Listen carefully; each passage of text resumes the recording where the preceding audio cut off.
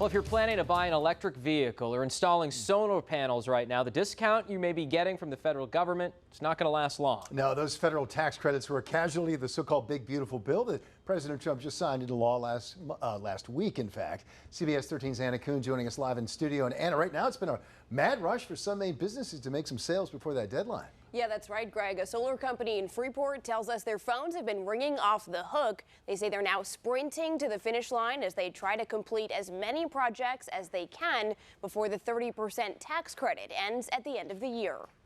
We are probably going to be booked to the end of the year by the end of August. Aaron Cutterfield with Maine Solar Solutions says his team would normally finish about 300 jobs by the end of the year. Right now, they're trying to stretch that number to 400 or 500 to keep up with demand. This is sort of an artificial demand spike. The federal government offers a 30% tax credit on residential solar projects. The program was set to expire in 2032, but Congress cut the program short, putting a stop to it on December 31st. And that same deadline is coming for the $2,000 federal tax credit you could get for installing heat pumps. We'll see a little bit of an increase in demand from consumers in Maine for the remainder of this calendar year as people try to hurry up and take advantage of that tax credit. And the $7,500 tax credit for electric vehicles is on an even tighter timeline, coming to an end on September 30th.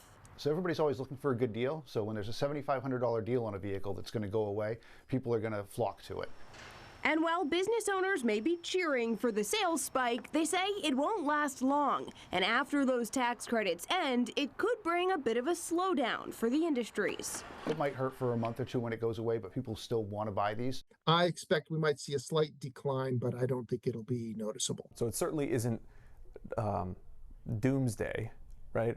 But it is a massive step back and a huge contraction of our entire our business model, I think, and most of the industry.